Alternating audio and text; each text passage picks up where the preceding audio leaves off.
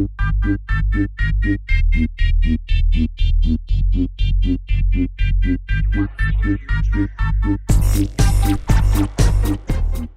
name is Sean Levatino. I'm the senior technical game designer on the Bourne Conspiracy.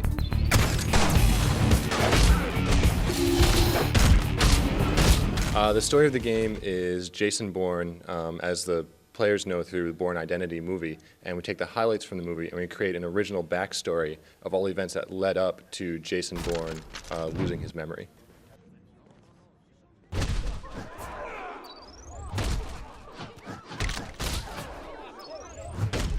It's taken a long time because we got the license for the game while the third movie was still in production, and because the game is not necessarily based on the movie, it takes inspiration from the movie and from the universe. It's not based on the movie, so we didn't want to tie ourselves directly with the movie.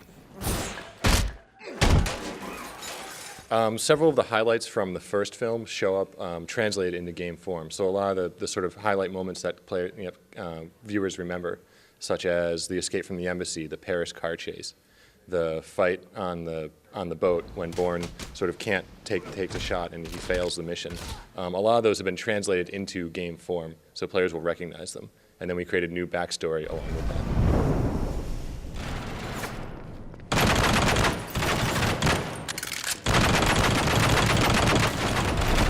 that. It's a third-person action game, so third-person over the shoulder. Okay. And what do you think is special about this game? What is one of your favorite things in it?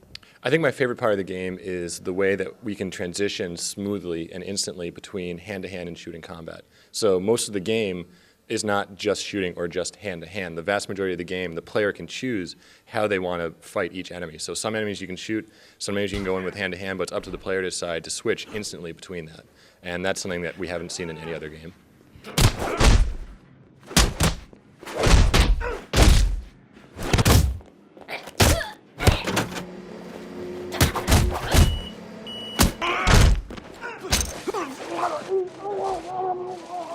It's played in both areas you'll recognize from the movie, so the Zurich embassy, the farmhouse where he flees with Marie, in Paris where you're doing the Paris chase, places you'll remember from the movie. And we've also created new areas such as the Zurich airport, Lithuania, places that take place in his memories, in his flashback memories.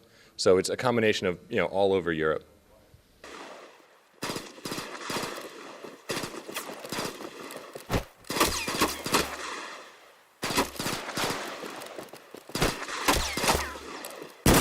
What's special about the game is three different pillars that we've created. The first is our escape and evade mechanic, which is Bourne on the run. He's hunted, he's lost his memory, he's trying to figure out who he is, and he's just trying to get out. What's also special is our hand-to-hand system. It's very unique.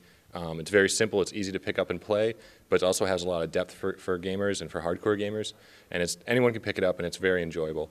And our takedown system, which is our translation of Jeff Amada's very fast, very brutal, very efficient martial arts moves that made the movies so unique.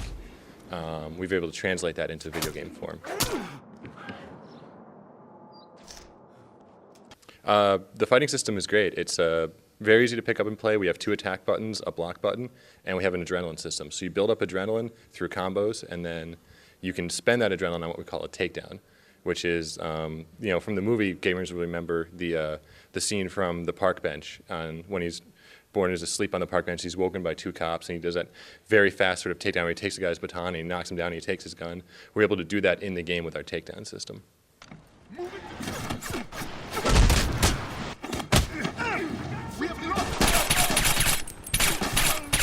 What has been the hardest thing doing this game?